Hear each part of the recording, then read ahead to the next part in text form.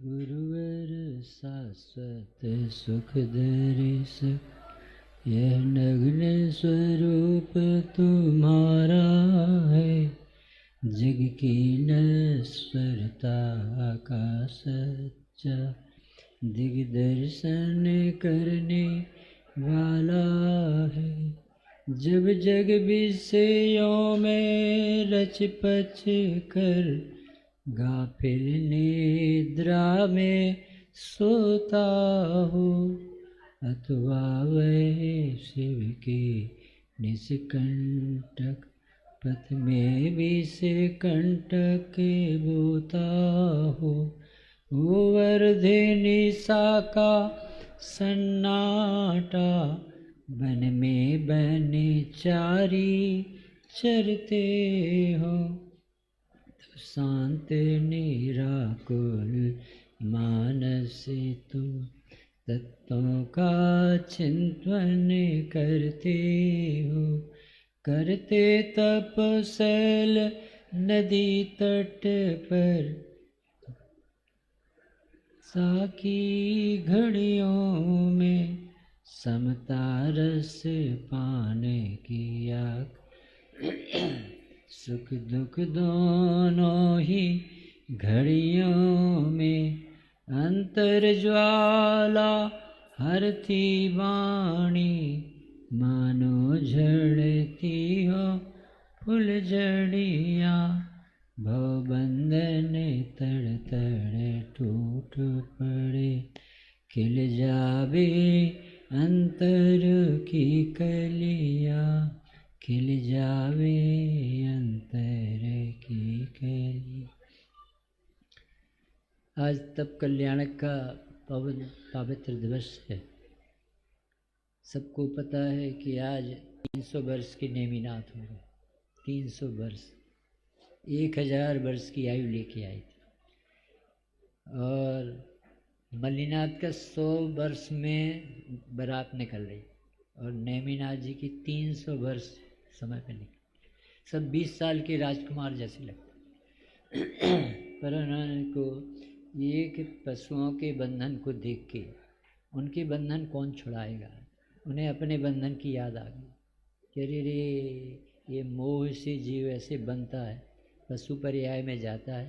अरे रे, कहाँ सुख है। जहाँ अनुकूलता का ढेर सुविधाएं हैं, वहाँ भी जीव तत्व ज्ञान के बिना सूना है, महादुखी। एकदम आराधना की याद आई, और वो जन्म दिवस, शादी का दिवस, दीक्षा दिवस बन गया। 19 तीर्थंकरों ने ऐसा महापराक्रम जन्मदिन के दिन किया। अपन सबको कैसा लगता है कि संसार में इन्हें जो हमारी माँ है वो हमारी पत्नी बन जाती है, जो पत्नी है वो माँ बन जाती है। कीचक की माँ द्रौपदी बनी तो वो कीचक उस पर रीझी। कैसा संसार। प्रद्युम्न चरित्र में अपनी ही पत्नी का बेटा आप बन गए, और जन्म लेते ही जाति स्मरण हुआ तो बोलना बंद कर। इतने विकट संसार में रह रहे हैं। आज हम छने पानी पी रहे हैं, कल हम शराब पीते दिखते। जो शराब पीते वे छना पानी पीने लगते। 4 गतियों के नाटक यदि अपन शास्त्र पढ़ते हैं तो रोंगटे खड़े हो जाते हैं।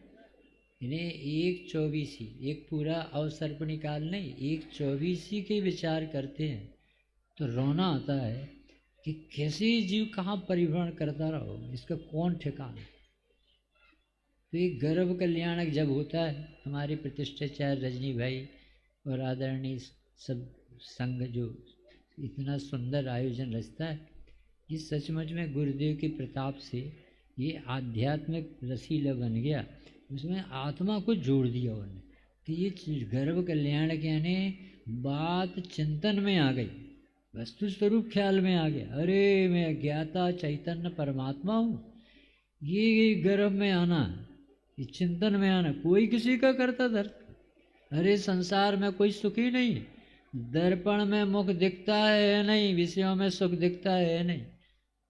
एक द्रव्य दूसरे द्रव्य को अत्यंत भाव लिए हम कहाँ से विषयों में सुख की कल्पना करके अपने जान दे। कुत्ता हड्डी चूसता है, उसकी डाढ़ से खुद का रस आता है, वो मानता है कि हड्डी का आता है। ऐसे ये जीव विषयों का सेवन करता है, स्वयं का इच्छा का परिणाम खुद ही ने किया, वो खुद ही की इच्छा के अभाव से संतोष मान लिया और मेरी दुकान बहुत चली, तो बंद बांध के फिर दुर्गति।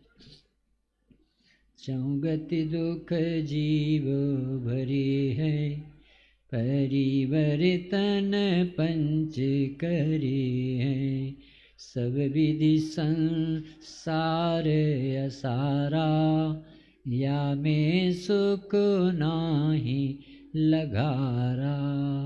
आज दीक्षा दिवस में दो बातों पर निरखी जी, दो बातों पर विचार ही करना कि संसार, शरीर और भोग ये अनित्य है, अशरण है, असार।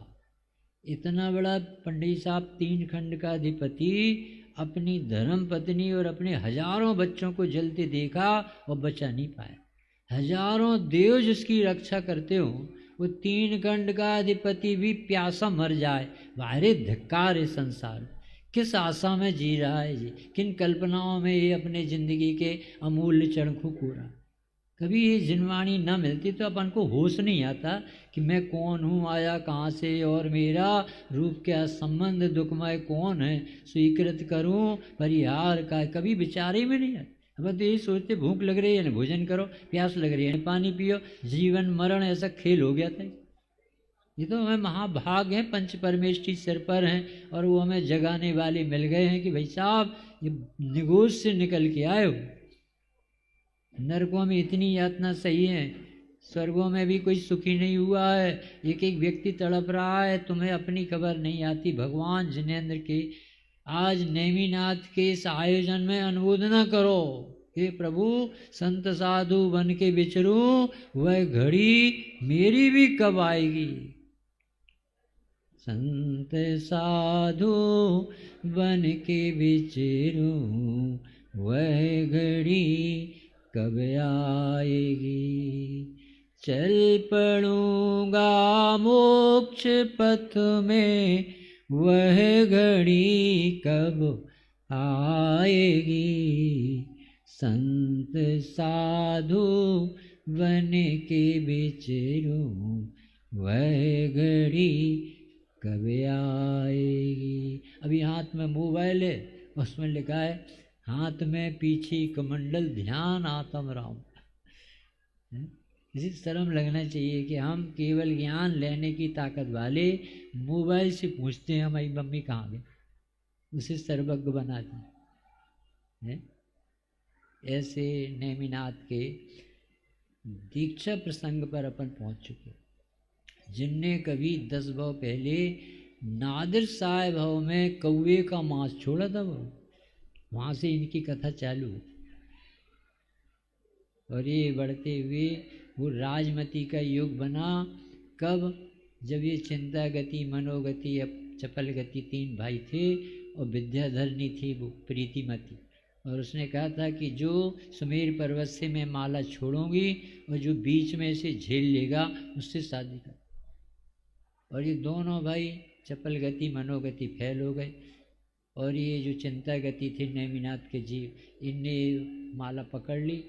तो उसने कहा कि तुम्हें वरमाला डालें। तो इन्होंने उसी समय अपनी न्याय नीति का परिचय करा कि जब तुम्हारे प्रति हमारे भाइयों ने भाव कर लिए तो मैं तुम्हें कैसे सेवन करूं। तो इन्होंने भी जिनेश्वरी दीक्षा धारण कर ली, उसने भी अर्ज का धारण, और वो भी देवी बने और ये देव बने, और ये 9 भाव तक एक बार भी संबंध नहीं हुआ पूरा प्रथमान युग पर। और कहा यही जाता है 9 भाव की प्रीति तुमने क्षण भर में छोड़ी। अरे काय की प्रीति भैया, सब है।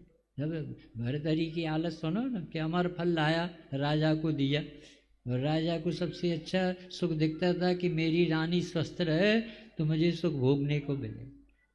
और रानी को वो अश्वपाल से प्रेम था, गजब का संसार, इतना सुंदर राजा छोड़कर और एक व्यक्ति से प्रेम, और अश्वपाल को वेश्या से प्रेम। तो वो अमरपाल वेश्या के पास पहुंच गया, और वेश्या को प्रेम था राजा से कि मेरा राजा स्वस्थ रहेगा तो मुझे शरण मिलेगी।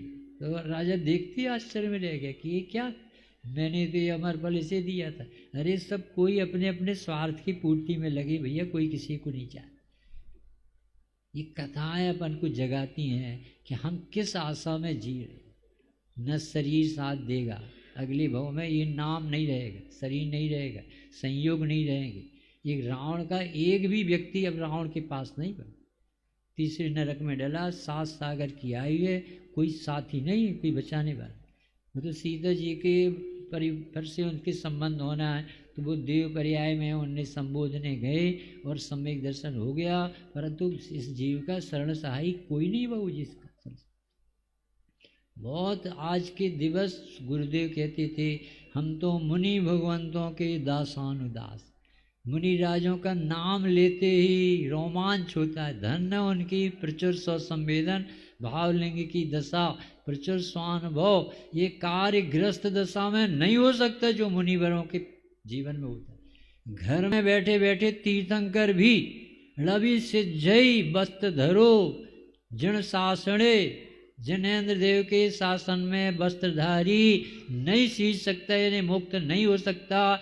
ये भगवान की देशना में आया है। उसे एक बार 24 परिग्रह को त्याग करके जिनेश्वरी दीक्षा धारण करके शुद्धोपयोग और शुद्ध परिणति के बल से ही निर्वाण पद की प्राप्ति हो। और जब तक ये जीव निर्वाण की प्राप्ति नहीं करेगा, चारों गतियों के कष्ट बदल बदल के आते। हम तुम्हें ठग रहे, तुम हमें ठग रहे नहीं बाबूजी, अपने आप को हम ठग रहे। हमारी कसाय से हम खुद बंद बांध रहे हो, दुखी हो। तो आज के दिवस अपन को मुनीश्वरों की ऐसी याद आना चाहिए जिससे हमें मुनि होने का भाव। वो महास्वावलंबी व्यक्ति का नाम मुनि। मुनि के 28 मूल गुण बाहर होते बाबू, और भीतर के गुण अलग होते। बाहर में वे 5 पाप के सर्वथा त्यागी होते हैं, हिंसा, झूठ, चोरी, कुशील, परिग्रह। थोड़ी देर अपन 10-15 मिनट इसके आधार से अपन बात करेंगे। पुस्तक दी आपको? नहीं दी हो तो यहाँ से उठा लो, ये रखी विधान की। इसमें 28 मूल गुण का इतना सुंदर चित्रण है, वो अपन सब पढ़ेंगे ना तो अपन को लगेगा कि ये संसार से मुनिराज निकल के कितने सुखी है। ये पेज नंबर निकाल लें आप 40। क्या कहलाते हैं मुनिराज के 28 मूल गुण, जिसमें कितनी पराधीनता उनकी बच गई। सारा जगत तो विषयों का दास, एक एक इंद्री के सह सुख की प्राप्ति के लिए प्राण दे देते। एक मालिन है, वो राजा की सेज लगाती थी, डॉक्टर साहब, फूलों की रोज सेज लगाती थी। और एक दिन थक गई काम करते करते, तो उसी फूलों की सेज पर सो गई। और थकी थी तो इतनी नींद आ गई, और राजा आया सोने के लिए। उसने देखा कि इसकी हिम्मत कैसे पड़ी राजा की सेज पर सो। तो राजा ने कोड़े लगाना चालू किया, तो कोड़े लगने पर उसकी नींद खुल गई मालिन की, और वो जाग गई। तो वो राजा की तरफ देख रही थी, वो कोड़े पड़ रहे थे तो हंस रही थी।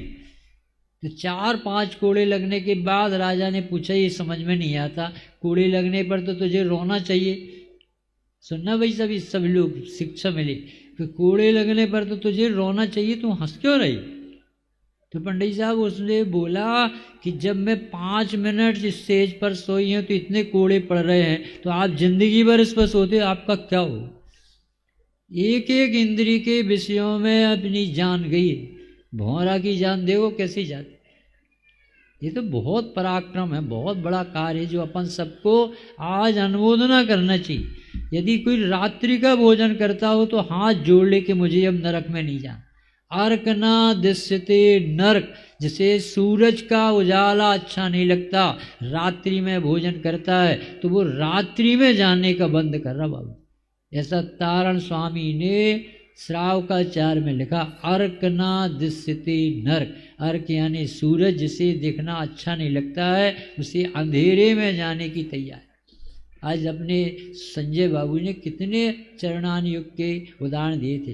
क्या खा रहे, क्या पी रहे, यानी 48 मिनट के बाद जो दूध बाजारों से लाते हैं, उसमें उसी जानवर के समूर्छन जीव प्रति समय असंख्यातों बढ़ते हैं, और वो आपको पता नहीं चलता हम क्या खा रहे, क्या पी।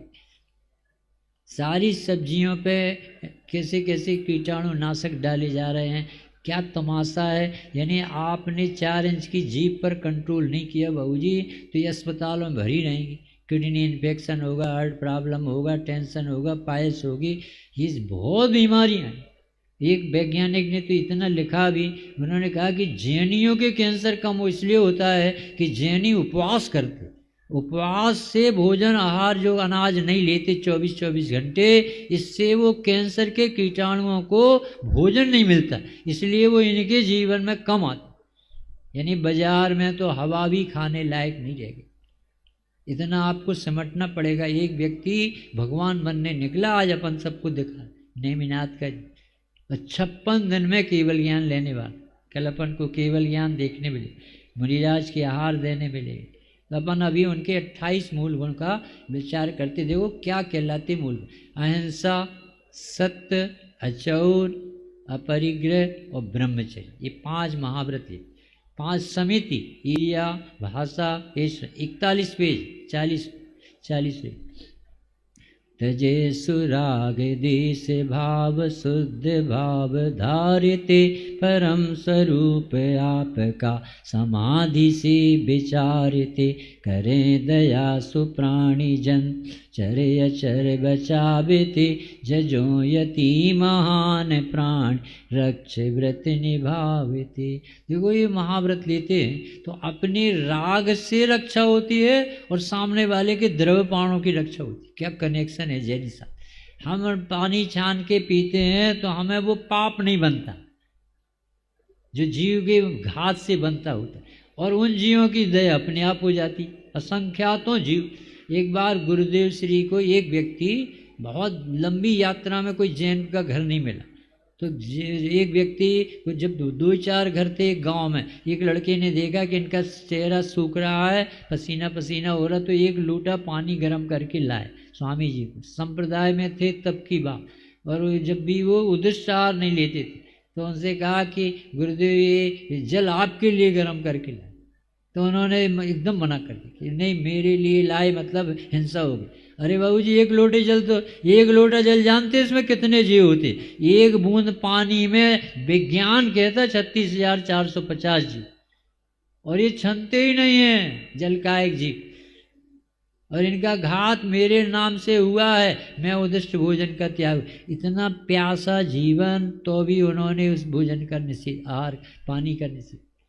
ये जैन साइंस थोड़ी समझ में आ जाए ना, थोड़ी बहुत भी आ जाए तो अपने जीवन में सदाचार आ जाए, लगने लगे कि ये जीव भगवान का भगत है, ये भगवान बने। तो देखो कैसे अहिंसा पलती है। तजे सुराग देश भाव शुद्ध भाव धारते। हम किसी जीवों का घात नहीं करेंगे, ये तो बहुत सुना है पंडित साहब, परंतु आत्मा का शुद्धोपयोग का घात होना ये हिंसा नहीं लिखता। तो वो कहते ये हिंसा कैसे रुकेगी जब तुम्हें इतने बड़े विश्व में एक भी पदार्थ अच्छा बुरा ना लगे, राग द्वेष न हो।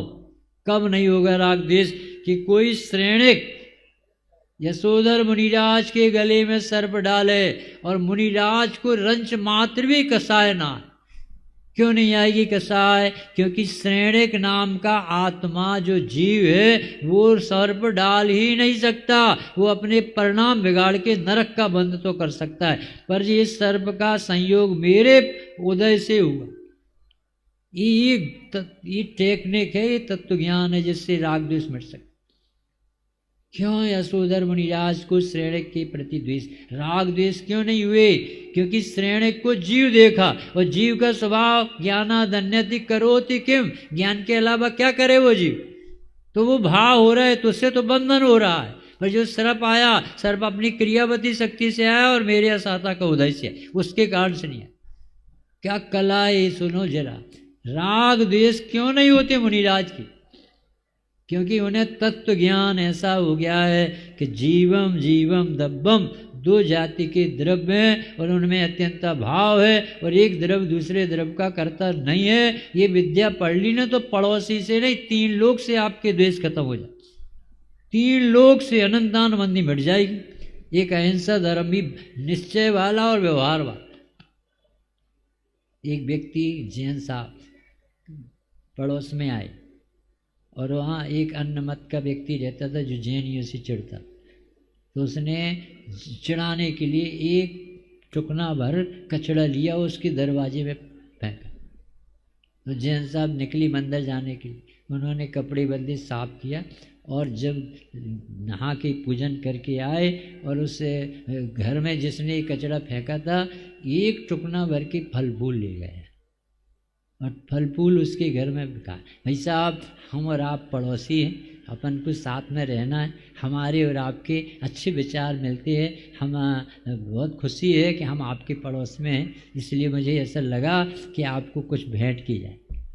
तो वो देख के रह गया, तो वो बोला भाई साहब हमने तो कचरा फेंक। तो जैन साहब बोले जिसके पास जो होता वही तो फेंक,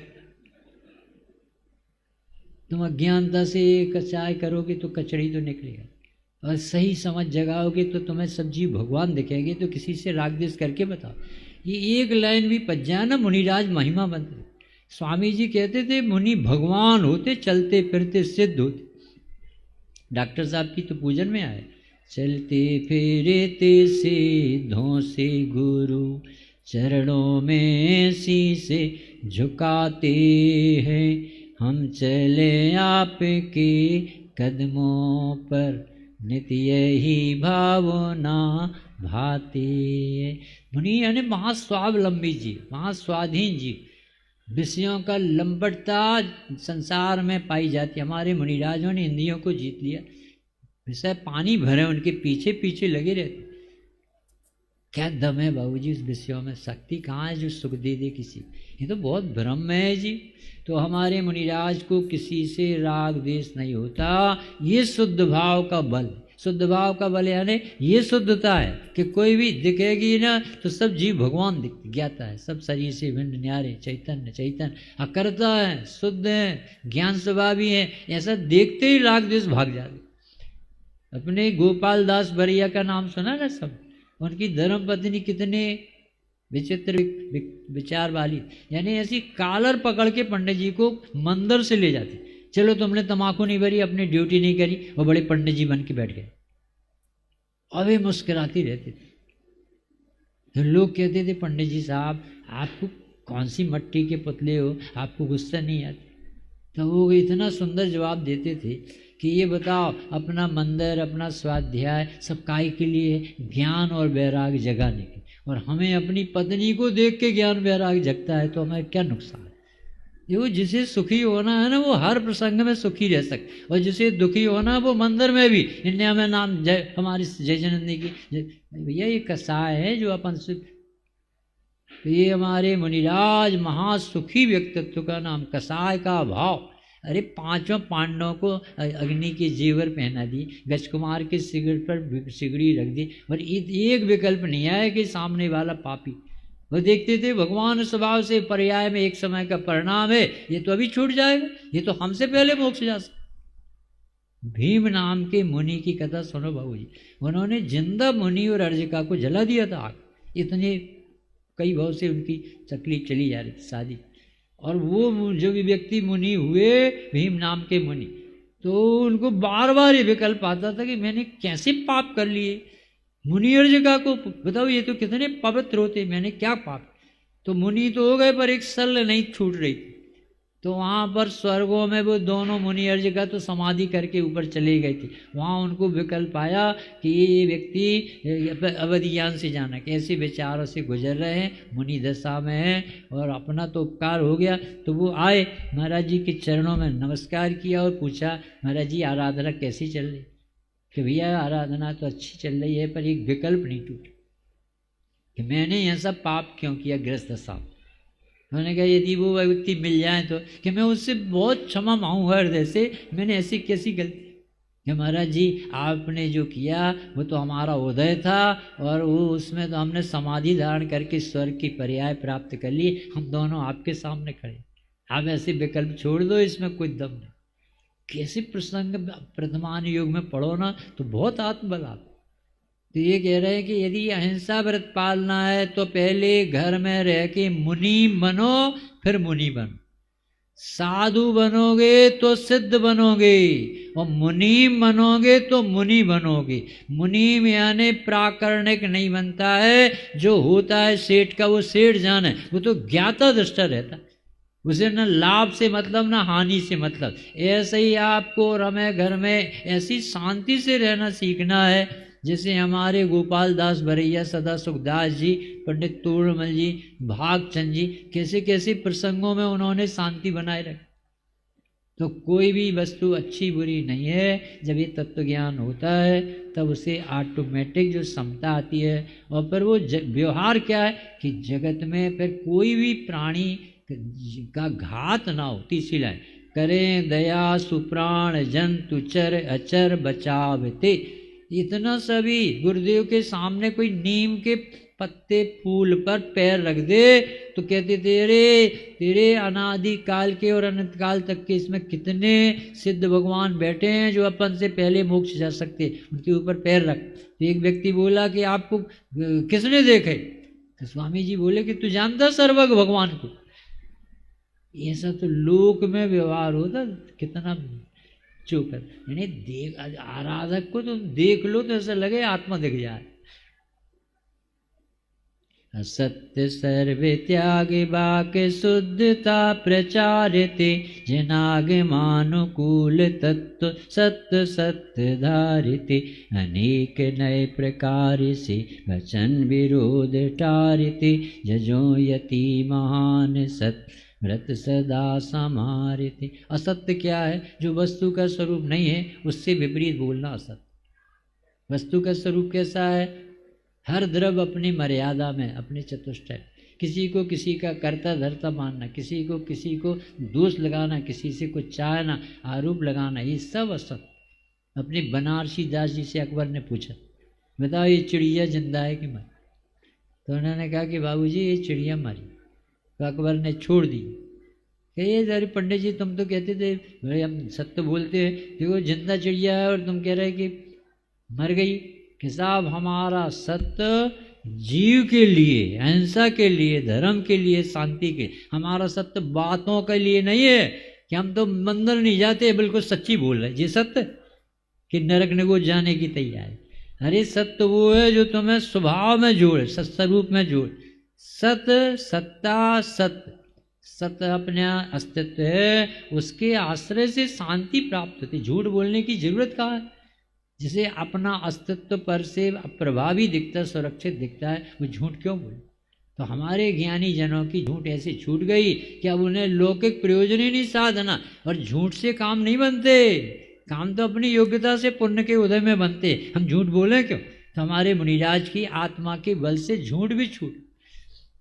अचौर व्रत महान धार शौच भाव भाविते, जजो यति सदा सुज्ञान ध्यान मन रवाविते, सुतृप्त महान आत्मजन सौख्य पाविते, जजो यति सदा सुज्ञान ध्यान मन रमाविते।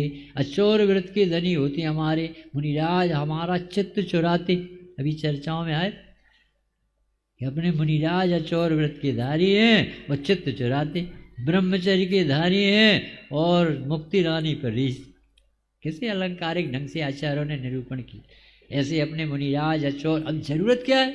किसी भी वस्तु में दम नहीं है, जो अपना पुण्य के उदय में प्राप्त नहीं है, उसे हड़पने की भावना, ये चोरी का परिणाम हमें कौन सी गति में ले जाएगा बाबूजी? फिर से चुकाना पड़ा। अपने संजीव गोधा थे ना आदित्य बाबू, तो वो कहते थे, एक व्यक्ति आया उनके पास, के लिए हमारा 1 करोड़ रुपये किसी ने ले लिया, तो बड़े धर्मात्मा बने हो, सब समाधान जैन दर्शन में, बताओ ये 1 करोड़ रुपया हमारा दिलाओ। तो उन्होंने कहा हमारे भगवान ने समाधान दिया। कि क्या समाधान दिया?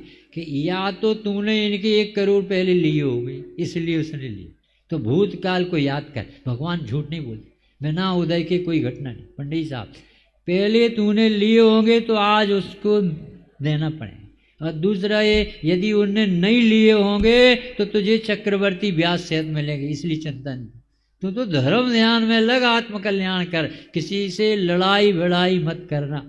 श्रीमद राजचंद्र जी से पूछा था अपने राष्ट्रपिता बापू यदि हमें कोई शेर आ जाए मारने खाने के लिए तो हम क्या करें? हमें उसकी जान लेके अपनी सुरक्षा करना चाहिए कि नहीं? कि हमारा धर्म किसी की घात करके जिंदा रखना नहीं। हमारा धर्म तो हमारा कोई मार नहीं सकता, इस रुचि के बल से टिका। तो वो बोले हमारे यहाँ लिखा ही नहीं है कि किसी को दुखी करके और आप सुखी। इसलिए मुनिराज अहिंसा धर्म के धारी, असत्य छूट गया है, सत्य व्रत के धारी। किसी की जरूरत ही नहीं भाई साहब, चोरी क्या करें, क्या क्या ले जाओगे? अरे मोक्ष के बारे में ऐसा कहते थे कि मोक्ष भी मिलेगा तो मैं कहाँ रहूँ। इस तरह से ब्रह्मचर्य का सुनो सबसे अच्छा। सुब्रह्मचर्य व्रत महान, धारशील पालिते, न काष्ठमय कलत्र दे, भामिनी विचारिते, मनुष्यणी सुपसुतिया, कवि न मन रमावते, जजो यति न स्वप्न माय, शील को गमावते। ये ब्रह्म शब्द कितना अच्छा। ब्रह्म यानी आत्मा जो भगवान है, इसमें चर्या करते मुनिराज अतीन्द्रिय आनंद का अमृत पीते हैं। उन्हें पर स्त्री क्या स्व स्त्री क्या याद भी नहीं आती भोगों की नाम। कौन भोगे भाई साहब, कौन सुखी हुआ आज तक? ये त्रिपष्ट नारायण महावीर स्वामी का जीव 18,000 या 8,000 कितनी पत्नियों में संतुष्ट नहीं हुआ। ये रावण 18,000 पत्नी, और फिर भी वो एक सीता के प्रति लालायत। और मंदोदरी समझा रहे कि काय को पर दूसरे की पत्नी को लाते, कलंक को लांछन लेते, तुम इतने विद्वान हो, शांतिनाथ के मुनीश्वरनाथ के भक्त हो, और तुम ऐसी गलती क्यों करते? और वो विकल्प नहीं टूट रहा था। तो उसने एक उपाय बताया कि तुम एक काम करो कि राम का रूप धारण कर लो तो तुम्हें सीता पसंद करेगी। तो उन्होंने जैसे ही राम का रूप धारण किया तो एकदम भाव बदल गए। अरे रे परदारा तो मेरी बहन के समान, माँ के समान। तो मंदोदरी ने कहा कि मैं सीता बनी जाती हूँ। नहीं नहीं, मुझे सीता ही चाहिए। एक खोटे विकल्प ने बाबूजी कहाँ पड़े। सीता का तो बहुत पवित्र जीव था। बड़े पंडित जी जब सुनाते थे सीता के चरित्र को, वो कहते थे अनुभव कि सारा जगत तो ये देख रहा था कि सीता अग्नि परीक्षा के बाद निर्दोष सिद्ध होती,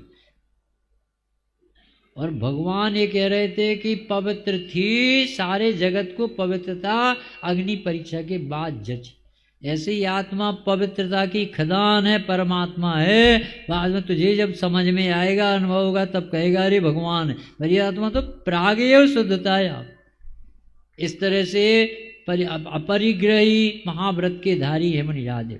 न राग देश आदि अंत रंग संग धारिते, न क्षेत्र आदि बाह्य संग रंच भी समारिते, धरे सुसाम्य भाव आप पर पृथक विचारिते, जजो यतीम मत्व ही साम्यता प्रचारिते। अपनी भाषा में कहें परिग्रह 24 वेद त्याग करे मुनिराज। तृष्णा भाव छेद घटती जान घटाई, उत्तम आकिंचन वृजानो, परिग्रह चिंता दुखी मानो, फांस तनकसी तन में साले, चाहे लंगोटी की सुध बाल। यदि मुनिराज सर पर लंगोट लगा लें तो क्या नुकसान। इतने बड़े बाजार से निकलती सारी दुनिया के अरे निर्विकारी हृदय को देखकर निर्विकारता आती। बाबूजी वस्त्र तो विकार ढांकने के तरीके, आज तो वस्त्र ही विकार बढ़ाने के कारण बन गए। तो वो इतना सा लंगोट भी लगा ले तो क्या होगा। फांस तनकसी, जैसे फांस जरा सी लग जाए ना तो चैन से नहीं बैठ सकता। यानी एक लंगोट यानी थोड़ा सा रुमाल भर लगे, चश्मा ही रख, तो वो चश्मा रखेंगे, उसकी सुरक्षा पेटी चाहिए। फिर टूट जाएगा तो फिर पैसा चाहिए। कपड़ा पर धोए तो साबुन चाहिए, साबुन चाहिए तो बर्तन चाहिए, बर्तन चाहिए तो घर चाहिए, घरवाली चाहिए, बच्चा चाहिए। सच्ची घटनाएं सन्मत संदेश में छपी थी। उसमें लिखा था एक गर्म सड़क से मुनिराज चले आ रहे थे, उनके पैरों में छाली। एक राजा नीचे उतरा महल से और कहा महाराज जी थोड़ी सी विनती है, आप पैर में ये लकड़ी की घट का कहलाती जूत खड़ाओ, ये पहन। कि अब ये इसे कौन देखेगा। हम एक नौकर लगा, नौकर के पैसा कौन देगा। कि हम एक खेत लगा, फिर खेत की फसल आएगी तो कौन देख कि हम तुम्हारी शादी कर दें, फिर शादी हो जाएगी तो महाराज जी क्या होगा कि लड़के बच्चे भी होंगे, फिर भी जन्मेंगे मरेंगे तो फिर रोना भी पड़े कि महाराज जी जब जन्मेंगे मरेंगे तो रोना ही पड़े। तो ऐसी खड़ाऊ नहीं चाहिए जिसमें आंखों में आंसू बहा दे और चिंता चाले। इतनी सी भी परिग्रह रखते नहीं है मुनि, इसलिए इतने मस्त रहते। ऐसे 5 पाप के 5 परिग्रह, थोड़ा सा 7 गुण और अपन 5 मिनट में पढ़े लेते। आप सबका बहुत बहुत त्याग है। सवेरे से कितने लोग बैठे। पेज नंबर है 44 पर। जो धरती पर सोते, क्या ताकत है उनकी। धरती उनका बिस्तर है, आकाश उनका चद्दर है, हाथ ही उनका तकिया है। सुनो कह रहे 22 नंबर का 44 पेज। करें शयन सुभूमि में कठोर कंकणान की, कभी नहीं विचारते पलंग खाट पाल की। मुहूर्त एक भी नहीं गमावते कुनींद में, जजो यतीश सोचते सु आत्म तत्व नींद में। अरे निहाल भाई अभी चौथे गुणस्थान वाले थे। मैंने उनसे पूछा आप कब सोते हो और कब उठते हो आदित्य जी, तो उन्होंने क्या उत्तर दिया था? उन्होंने कहा कि मुझे पता नहीं है कि नींद कब आ जाती, कब। जब चिंतन करता रहता हूँ तो कब आ जाती, और जब उठता हूँ तो चिंतन चालू रहता। अरे मैं चैतन्य परमात्मा, प्रमाद के लिए जीवन नहीं मिला, मुझे सिद्ध गति पाना है और मेरा संसार में मन नहीं लगता। अपने परिवार से कह दिया था मैं अब नौकरी पर नहीं जाऊँगा, मुझे राग नहीं। सब लड़के बच्चे बैठे, अभी शादी नहीं हो, पढ़ रहे, कोई कुछ। और यदि तुम्हें लगे कि कोई नौकर रहता है इस घर में और 2 रोटी देना हो तो ऐसा सर का देना थाल और मुझसे बात नहीं करना। ये चौथे गुणस्थान में इतना परिणामान पवित्र हो सकता है, तो मुनि कितनी पवित्रता की मूर्ति हो। तो हमारे मुनियों को नींद कैसे आएगी भैया? बहुत जागृत है। आप पढ़ो 80 नंबर की गाथा, उसमें लिखा है कि जिन्हें चैतन्य चिंतामणि रत्न की प्राप्ति हो गई है, अब मैं प्रमाद करने वाला नहीं हूँ, मेरे हाथ में चैतन्य चिंतामणि आ गया, श्रद्धा ज्ञान आचरण। तो इसलिए मुनिराज इसी भूमि पर सोते, पलंग पर। अभी बड़े पंडित जी को हमने देखा है कि पलंग में यदि पेंट लगाओ तो उस पर बैठते भी नहीं, पेंट लगाओ तो नहीं बैठते थे बाबू। करे नहीं नहान सर्व राग देह काहते, पसेव ग्रीष्म में पड़े न शीत अम्बु चाहते। बनी प्रबल पवित्र और मंत्र शुद्ध धारते, जजो यतीश शुद्ध पात कर्म में लिटारते। देखो अपन सब ये शरीर के संस्कार से नहाते धोते हैं, तेल फुली लगाते। कम से कम मुनिराजों की याद करें, ज़्यादा पानी नहीं बहा, बिना मतलब का पानी बर्बाद ना करें। बहुत कभी अपने लेटरिन में गीजर न लगाएं, कलंक।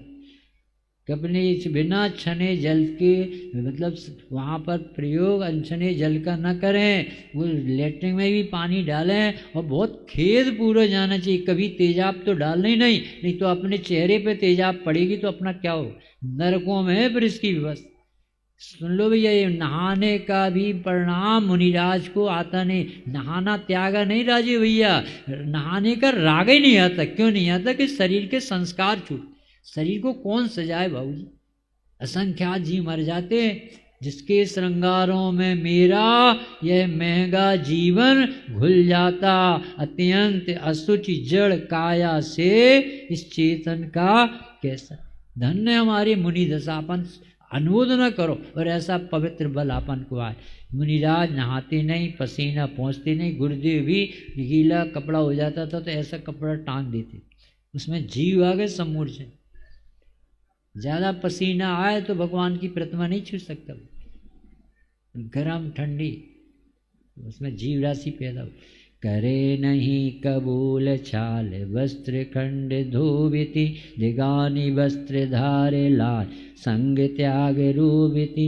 बने पवित्र अंग शुद्ध बाल से विचारे, जजो यतीश काम जी शील खंग धारे। कौन सी वस्त्र ले सकते हैं कि न चटाई ले सकते हैं, न छाल, न वस्त्र, न धूल खंड, यानी कोई भी प्रकार के जो वस्त्र होते हैं, न सिल्क के, न टेरिकाट के, न रुमाल। इतना सा रुमाल का लिखा उसमें तिल तुस मित्तम न गहद अतेसु जो ले अप बहुअम सो पुण्यजाड़ गोयम।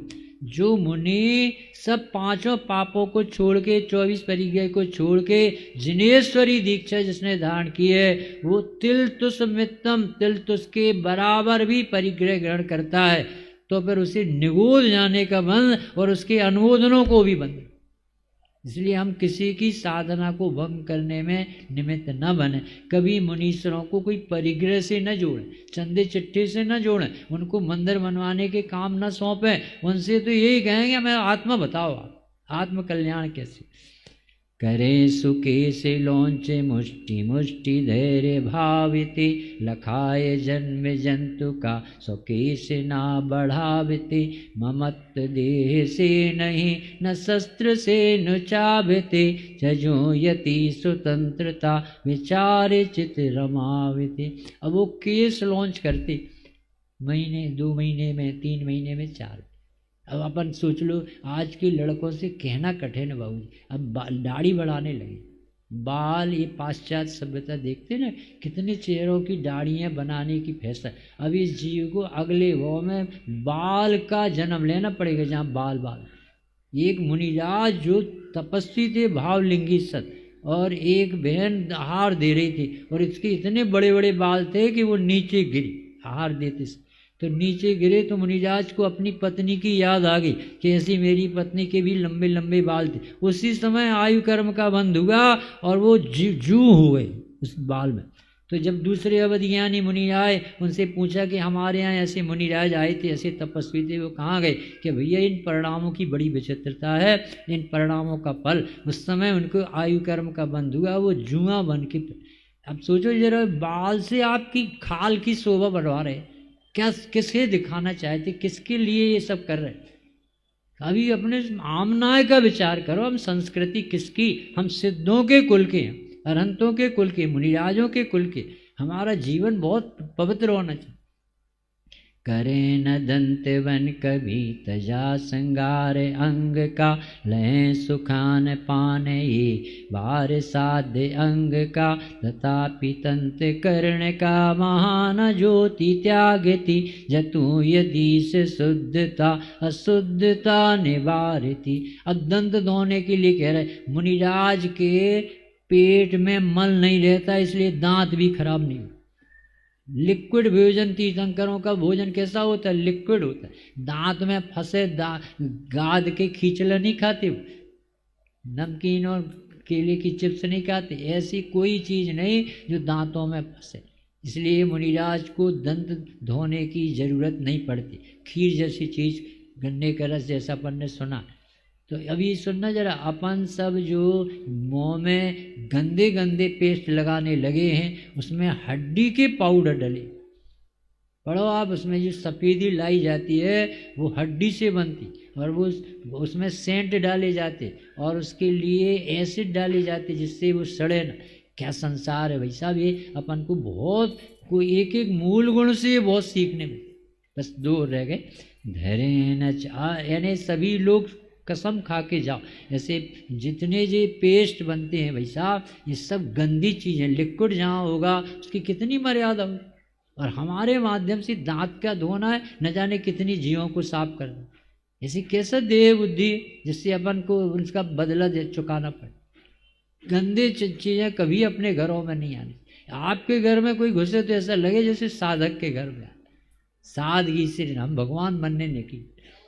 धरे न चाहे भोग रोग की समान जानते शरीर रक्ष काज ये वारे भुक्ति ठानते सकल दिवस सुध्यान शास्त्र पाठ में बितावते जजो यति अलाभ अन लाभ सा निभावते।